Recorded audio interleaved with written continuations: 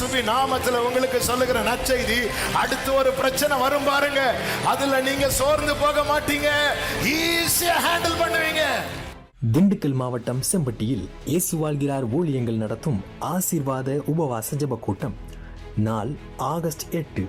நேரம் காலை 9:30 மணி முதல் மதியம் 2:30 மணி வரை. இடம் வானத்தின் வாசல் சுவிசேஷ ஜெப மையம், செம்பட்டி, திண்டுக்கல் மாவட்டம்.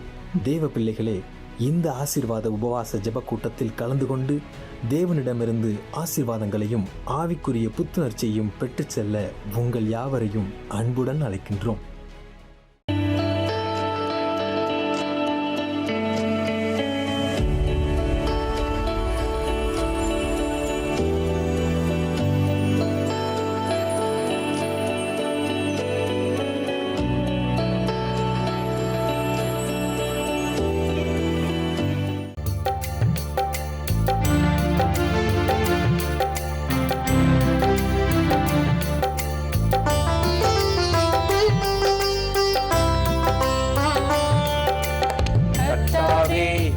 கிருபை எவ்வளவெனக்கு அருமை, நானும் அது செட்டைகளின் நிழலில் வந்து அடைவேன். கர்த்தாவே உம் கிருபை எவ்வளவெனக்கு அருமை, நானும் அது செட்டைகளின் நிழலில் வந்து அடைவேன்.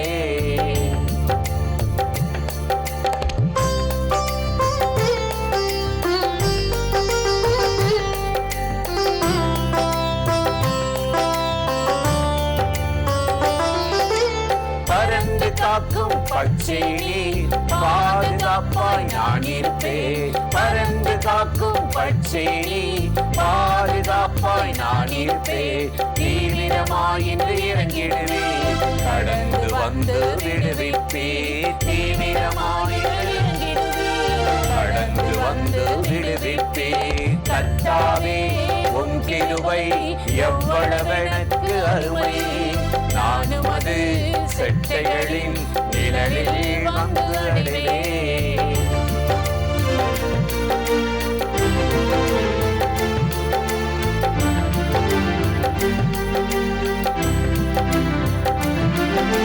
செங்கடல் தடை செய்ய முடியாது, எரிகோ எதிர்க்க முடியாது. செங்கடல் தடை செய்ய முடியாது, எரிகோ எதிர்க்க முடியாது.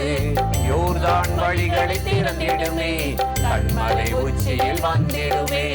யோர்தான் வழிகளை திறந்திடுமே, கண்மலை உச்சியில் வந்திடுமே. கர்த்தாவே உம் கிருபை எவ்வளவெனக்கு அருமை, நானும் அது செட்டைகளின் நிழலில் வந்து அடைவேன்.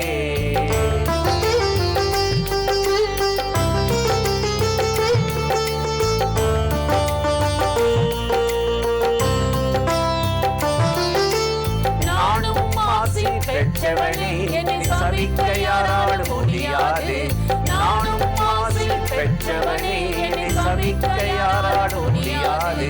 காயங்கள் அடிகள் பிழையாமுக்கே காக்கும் செட்டையில் நான் இருப்பேன். காயங்கள் அடிகள் பிழையாமுக்கே காக்கும் செட்டையில் நான் இருப்பேன். கர்த்தாவே உம் கிருபை எவ்வளவெனக்கு அருமை, நானும் அது செட்டைகளில் நிழலில் வந்து அடைவேன்.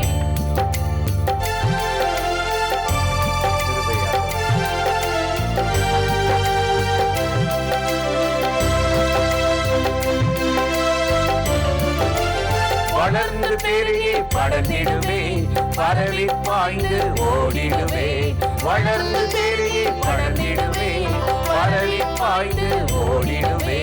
காருண்யம் என்னை பெரியவனாக்கும், கிருபை என்னை தினம் உயர்த்தும். காருண்யம் என்னை பெரியவனாக்கும், கிருபை என்னை தினம் உயர்த்தும். கர்த்தாவே உம் கிருபை எவ்வளவெனக்கு அருமை, நானும் அது செட்டைகளின் நிழலில் வந்து அடைவேன். கர்த்தாவே உம் கிருபை எவ்வளவெனக்கு அருமை, நானும் அது செட்டைகளின் நிழலில் வந்து அடைவேன். பிரியமானவர்களே, ஆண்டவராகிய இயேசுவின் நாமத்தினாலே இந்த காலை நேரத்தில் இயேசுவை தினம் பார்ப்போம் என்ற இந்த நிகழ்ச்சியின் மூலமாக உங்களை சந்திப்பதில் மிகுந்த மகிழ்ச்சி அடைகிறேன். கர்த்தர் நல்லவர், கிருபை இரக்கமும் நிறைந்தவர். இந்த நாளில் கட்டாயம் உங்களை ஆசீர்வதித்து நடத்துவார். இன்றும் கூட வேதத்திலிருந்து ஒரு வசனத்தை உங்களுக்கு ஞாபகப்படுத்தி ஜெபிப்பது நல்லது என்று உணர்ந்தேன். லூக்கா 2ஆம் அதிகாரம் 31-32 வசனத்தில் பார்த்தா, சிமியோன் ஆண்டவரை துதித்து பாடுகிறார். நீர் ஆயத்தம் பண்ணின உம்முடைய இரட்சணியத்தை என் கண்கள் கண்டது. எவ்வளோ அருமையான வார்த்தையில், நீர் ஆயத்தம் பண்ணினவைகள். எத்தனையோ பேருக்கு கிடைக்காத ஒரு பாக்கியம் இந்த சிமியோனுக்கு. இயேசுவை ஒரு பாலகனாக கையில் தூக்கி அந்த இரட்சணியத்தை காண அவனுக்கு ஒரு பாக்கியம் கிடைத்தது. எவ்வளோ பேர் மெஸ்ஸியா வருவாரா, இயேசு வருவாரா, பார்த்துட மாட்டோமா, நம்ம காலத்தில் ஒரு எழுப்புதல் வந்துடாதா, நம்ம காலத்தில் ஒரு ஆசீர்வாதம் வந்துடாதான்ற ஏங்கினவங்களாம் பார்க்க முடியல. இந்த சிமியோனுக்கு அவர் உண்டு பண்ணினா ஆயத்தம் பண்ணின இரட்சணியத்தை கண்டாராம். எவ்வளோ அருமையானதில். தமிழில் ஒரு பழமொழி சொல்லுவாங்க, கைக்கு எட்டினது வாய்க்கு எட்டாமல் போயிடும். இன்றைக்கி நம்முடைய வாழ்க்கையில் கூட நமக்கு வர வேண்டிய மேன்மை, உயர்வு, அது பணமாக இருக்கலாம், வேலையாக இருக்கலாம், தொழிலாக இருக்கலாம், குழந்தை பாக்கியமாக இருக்கலாம். கொஞ்சம் தாமதிக்கும் போது அல்லது நடக்காமல் இருக்கும்போது ரொம்ப சோர்ந்து போகிறோம், மனமுடைஞ்சு போயிடுறோம். என்னப்பா இவ்வளோ கஷ்டப்படுறோம், பக்தியாக இருக்கிறோம், ஜெபிக்கிறோம், நான் ஜெபிச்சா பத்தாது, பிறரையும் ஜெபிக்க சொல்கிறோம், ஒன்றும் நடக்கலையே அப்படின்னு சொல்லி மனமுடைந்து போகிறோம். இப்படிப்பட்ட வேளையில் நீங்கள் சோர்ந்து போகக்கூடாது. அவர் ஆயத்தம் பண்ணினவைகளை சிமியோன் கண்கள் கண்டதா. இன்றைக்கி உங்களுக்கும் ஆண்டவர் உண்டு பண்ணி ப்ரிப்பரேஷன் பண்ணதை உங்கள் கண்கள் காணும். அதனால தான் சங்கீதக்காரன் 108:1 அவன் சொல்லுகிறான், தேவனே என் இருதயம் ஆயத்தமாய் இருக்கிறது என்று உம்மை துதிப்பேன் என்று சொல்லுகிறார். என் இருதயம் ஆயத்தமாக இருக்குது, கர்த்தரை எப்பொழுதும் துதிக்கிறது என்று சொல்லுகிறார். இன்றைக்கு அவர் ஆயத்தம் பண்ணவைகளை நம்ம காணாதபடி சாத்தான் என்ன தெரியுமா செய்கிறான்? தடுத்து வச்சிடுறான், தாமதப்படுத்திடுறான். இஸ்ரவேல் ஜனங்களுக்கு ஒரு கானான ஆண்டவர் ஆயத்தம் பண்ணார். 430 வருஷம் எகிப்தில் அடிமையாயிட்டீங்க, நசுக்கப்பட்டுட்டீங்க, ஒடுக்கப்பட்டீங்க. இனி ஒரு நல்ல ஒரு ஃப்யூச்சர், எதிர்காலத்தை உங்களுக்கு தரேன், பாலும் தேனும் பொழிகிற தேசத்துக்கு கூட்டிகிட்டு போகிறேன்னார். சரின்னு போனால் 40 நாளில் போக வேண்டிய பிரயாணம் 40 வருஷம் ஆயிடுச்சு, தாமதமாயிடுச்சு. எவ்வளவு செங்கடல், எவ்வளவு யோர்தான், எவ்வளவு எரிக்கோ, எவ்வளவு யுத்தங்கள், எவ்வளவு மனக்கசப்புகள், இவ்வளவு பண்ணி அவர் உண்டு பண்ணினவைகளை கண்கள் காணவும் முடியாதபடி, காதுகள் கேட்க முடியாதபடி ஒரு போராட்டத்திலே ஜனங்களை நடத்துகிறான்.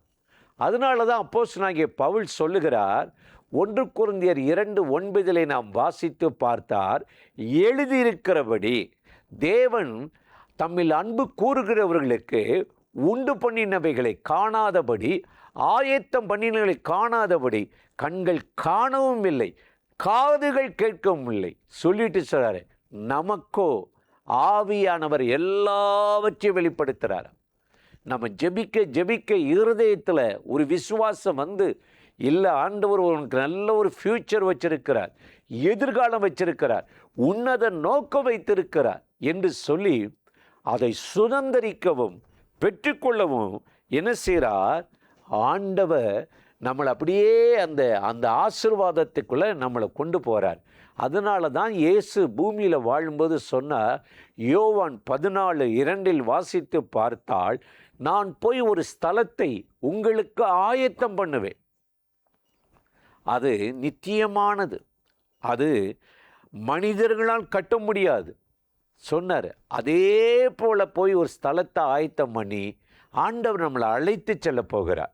இதுக்கு சாத்தான் ஒரு முட்டுக்கட்டை, எனக்கு பூமியில் நாடோடியாக ஒரு இஞ்சி இடம் கூட இல்லாமல் அலையிறேன், இவனுக்கு அவ்வளோ ஒரு மேன்மையான்னு சொல்லி உங்களை எப்படியாவது நித்தியம் போகாதபடி அவர்கிட்டருந்து பிரித்து தாமதப்படுத்துவான் அல்லது பாவத்தில் விளைவிப்பான். விட்டுறக்கூடாது.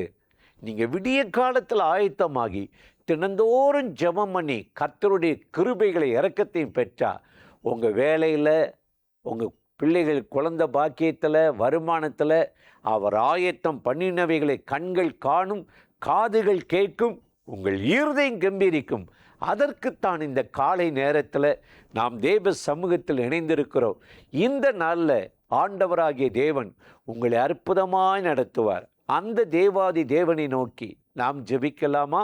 அன்பும் இரக்கமும் கிருபையும் நிறைந்த நல்ல ஆண்டவரே, இந்த ஆசீர்வதிக்கப்பட்ட நாளுக்காக, நேரத்துக்காக, கிருபை இரக்கங்களுக்காக உமக்கு நன்றி செலுத்துகிறோம். இப்பொழுது யாரெல்லாம் அந்த நிகழ்ச்சியில் இணைந்து உம்மை நோக்கி கூப்பிடுகிறார்களோ, ஜெபிக்கிறார்களோ, அத்தனை பேர் மேலும் தேவனுடைய கிருபை உண்டு பண்ணின நன்மை, ஆயத்தமாக்கப்பட்ட ஒவ்வொரு காரியங்களும் கைகூடி வரட்டும். சத்துருக்களுக்கு முன்பாக ஒரு பந்தையை ஆயத்தப்படுத்தி உம்முடைய பிள்ளைகளை உயர்த்தி ஆசீர்வதிக்கும்படி இயேசுவின் நாமத்தில் வேண்டிக் கொள்ளுகிறோம் எங்கள் உயிருள்ள நல்ல பிதாவே. ஆமென், ஆமென். இந்த நிகழ்ச்சியை நீங்களும் பாருங்க, மற்றவங்களுக்கு அறிமுகப்படுத்துறீங்கள். ஆண்டவராகிய தேவன் ஆசீர்வதிப்பார். ஆமென்.